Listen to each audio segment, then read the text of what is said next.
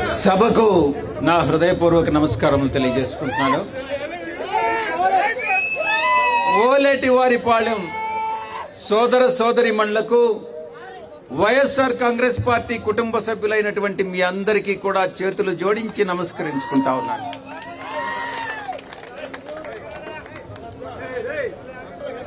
ఐదు సంవత్సరాలుగా బడుగు బలహీన వర్గాల ప్రజల్లో వెలుగులు నింపినటువంటి వైఎస్ఆర్ కాంగ్రెస్ పార్టీ ప్రభుత్వం జగన్మోహన్ రెడ్డి గారి నాయకత్వంలో అమలు చేసినటువంటి సంక్షేమ పథకాలు ఈరోజు అమలు చేసి మీ ముందుకొచ్చి మళ్ళీ ఇంకొక 5 సంవత్సరాలు మాకు అవకాశం ఇవ్వండి, మీకు సేవ చేసే భాగ్యాన్ని కలిగించండి అని మిమ్మల్ని అభ్యర్థిస్తా ఉన్నాం.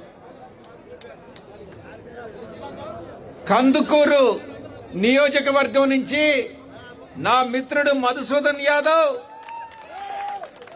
నెల్లూరు పార్లమెంటు నుంచి పార్లమెంటు అభ్యర్థిగా వేణుంబాక విజయసాయిరెడ్డిని అయినటువంటి నేను మీ ముందుకొచ్చాం. మిమ్మల్ని అభ్యర్థిస్తా ఉన్నాం, మీకు సేవ చేసేటటువంటి భాగ్యం కలిగించమని మిమ్మల్ని అభ్యర్థిస్తా ఉన్నామని తెలియజేసుకుంటా ఉన్నా. 5 సంవత్సరాల కాలంలో మనం అమలు చేసినటువంటి సంక్షేమ పథకాలు భవిష్యత్తులో కంటిన్యూ కావాలన్నా, మనం చేసినటువంటి అభివృద్ధి, జగన్మోహన్ రెడ్డి గారు చేసినటువంటి అభివృద్ధి భవిష్యత్తులో కంటిన్యూ కావాలన్నా మరొక్కసారి మీరు అవకాశం ఇవ్వండి అని నేను వినమ్రతతో మీ అందరికీ మనవి చేసుకుంటా ఉన్నా. ఒక్కసారి రీసెంట్ గా ఆలోచించండి. చంద్రబాబు నాయుడు మీకు అనునిత్యం ప్రతి 50 కుటుంబాలకి ఒకరిగా నియమించినటువంటి వాలంటీర్ వ్యవస్థని నీరుగార్చినటువంటి పరిస్థితి. ఈరోజు అవ్వాతాతలందరూ కూడా, వృద్ధాప్యంలో ఉన్న వాళ్ళందరూ కూడా, వికలాంగులు కూడా సచివాలయానికి వెళ్లి పెన్షన్ తీసుకురావాల్సినటువంటి పరిస్థితి. ఇది పూర్తిగా చంద్రబాబు నాయుడు ఏదైతే ఒక నెగటివ్ మైండ్ సెట్ తో ప్రజలకు ఇబ్బంది కలిగే పనులన్నిటి కూడా ఆయన చేయడం జరుగుతూ ఉంది.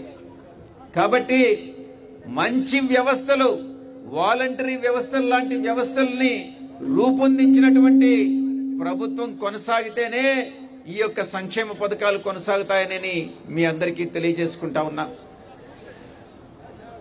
మనం స్వాతంత్రం వచ్చినప్పటి నుంచి ఇప్పటి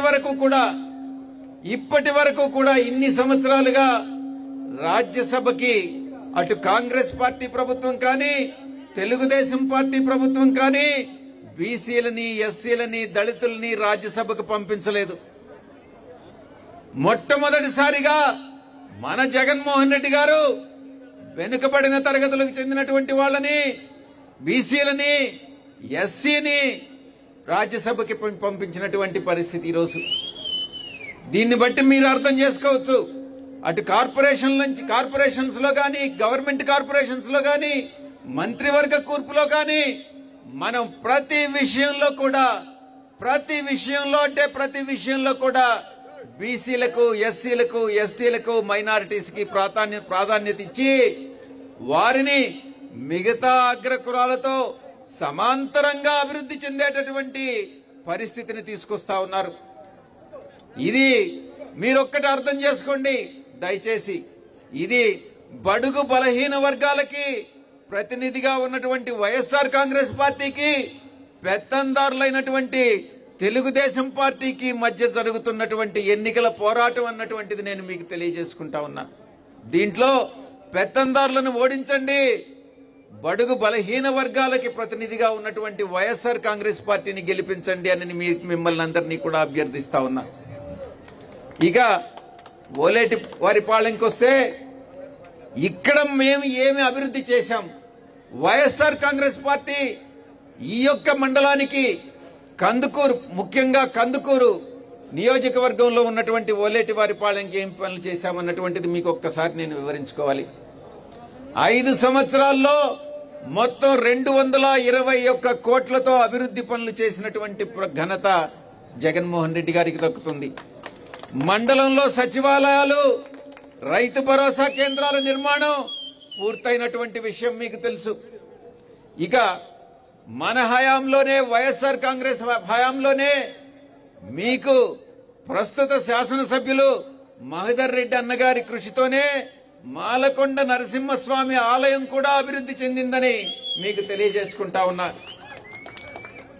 ఇక నెరవేర్చినటువంటి హామీలకు వస్తే, అప్పట్లో 1982 తర్వాత మొట్టమొదటిసారిగా మండలంలో పేదలకు ఇళ్లు పట్టాలు ఇచ్చినటువంటి ఘనత వైఎస్ఆర్ కాంగ్రెస్ పార్టీది, జగన్మోహన్ రెడ్డి గారిది. ఈ 5 సంవత్సరాల కాలంలో మీ అందరికీ తెలుసు 30 లక్షల పట్టాలు కుటుంబాలకు మనం ఇళ్ల పట్టాలు ఇచ్చాం. 30 లక్షలు ఎవ్వరు కూడా స్వాతంత్రం వచ్చినప్పటి నుంచి ఇప్పటి వరకు ఎవ్వరు ఇన్ని పట్టాలు ఇవ్వలేదని మీ అందరికీ తెలియజేసుకుంటా ఉన్నా. వైఎస్ఆర్ జలకళ పథకం కింద ఉచితంగా గొట్టపు బావుల నిర్మాణం చేపట్టడం జరిగింది. ఇక రైతులకు 9 గంటలు ఉచిత విద్యుత్ సరఫరా చేయడం జరుగుతూ ఉంది. మండల గ్రామాల రైతులకు రాళ్లపాడు లేదా వెలుగొండ ప్రాజెక్టుల ద్వారా సాగునీరు అందించడం కూడా, వెలుగొండ ప్రాజెక్టు పూర్తిగా గానే వీటికన్నిటికీ కూడా సాగునీరు అందుతుందనని నేను మీకు తెలియజేసుకుంటా ఉన్నా. ఇక లింగ సముద్రం ఓలేటివారింపాలెం మధ్య 10 కిలోమీటర్ల పొడవున డబుల్ రోడ్డు నిర్మాణం జరుగుతూ ఉంది. మీ అందరికీ కూడా తెలుసు. మన వైపునకు ఆకట్టుకునేటటువంటి వీలున్న సామాజిక వర్గాలు, కులాల వారీగా హామీలకన్నిటికీ కూడా మనం అవకాశం కల్పించాం. వారందరికీ కూడా మిగతా అగ్ర పెత్తందారి వర్ణాలతో పాటు వాళ్ళకి స్థానం కల్పించడం జరిగింది అని నేను మీకు తెలియజేసుకుంటా ఉన్నాను. మండలంలో చెప్పుకోదగినటువంటి సంఖ్యలో ఉన్నటువంటి దళితులందరూ కూడా, దళితులు గాని యాదవులు గాని మా వెనుకబడినటువంటి వర్గాలందరికీ కూడా నేను పేరు పేరున నేను మీ అందరికీ కూడా ధన్యవాదాలు తెలియజేసుకుంటా ఉన్నాను. కందుకూరు అసెంబ్లీ అభ్యర్థి, టీడీపీ అభ్యర్థి ఇంటూరు నాగేశ్వరరావు సమీప బంధువై ఉండి కూడా ఆయన ఒత్తిళ్లు ఎదుర్కొంటూ పార్టీ కోసం నిరంతరం శ్రమిస్తున్నటువంటి పార్టీ జడ్పీటీ సభ్యుడు ఇంటూరు హరిబాబు గారిని ప్రత్యేకంగా నేను అభినందిస్తా ఉన్నా. ఇక రాష్ట్రంలో మొత్తం కుటుంబాల్లో ఇంచుమించుగా 87% కుటుంబాలు ఏదో ఒక సంక్షేమ పథకం కింద లబ్ధి పొందినటువంటి పరిస్థితి. ఈ పరిస్థితి కొనసాగాలంటే మీరు మరొక్కసారి వైఎస్ఆర్ కాంగ్రెస్ పార్టీకి అధికారం ఇవ్వాల్సిందిగా నేను విజ్ఞప్తి చేస్తా ఉన్నా. ఒక ముఖ్య విషయం మీకు సభాముఖంగా తెలియజేసుకుంటా ఉన్నా. నేను గాని పార్లమెంటు సభ్యుడిగా విజయసాయిరెడ్డినైనటువంటి నేను మీ యొక్క అసెంబ్లీకి శాసనసభ్యుడిగా మధుసూదన్ యాదవ్ అనునిత్యము ఎల్లప్పుడూ మీరు రాత్రి 12 గంటలకి ఫోన్ చేసినా కూడా మీ సమస్యలు పరిష్కరించేదానికి మేమిద్దరం మీ ముందుంటామని మీ సభాముఖంగా తెలియజేసుకుంటా ఉన్నాను. ప్రజల సమస్యలను పరిష్కరించడంలో, ప్రజా జీవితంలో ఉన్నటువంటి సంతోషం నిజంగా ఎక్కడా కూడా లేదు.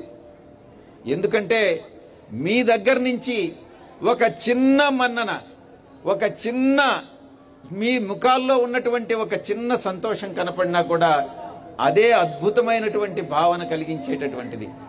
కాబట్టి మీరందరూ కూడా ముఖ్యంగా కందుకూరు నియోజకవర్గ ప్రజలందరూ కూడా రాబోయేటటువంటి 5 సంవత్సరాల కాలంలో గతంలో మనం ఏదైతే పరిపాలన అందించామో అంతకంటే మెరుగైనటువంటి పథకాలు, అంతకన్నా మెరుగైనటువంటి అభివృద్ధి మీ అందరికీ కూడా కలుగజేస్తామనని ఎల్లప్పుడూ కూడా మీలో ఒకటిగా, మేమిద్దరం మీలో ఒకటిగా, మీ మనిషిగా, పేదల మనిషిగా, బడుగు బలహీన వర్గాల మనుషులుగా మేం మీతో ఉంటామనని మీకు సభాముఖంగా తెలియజేస్తూ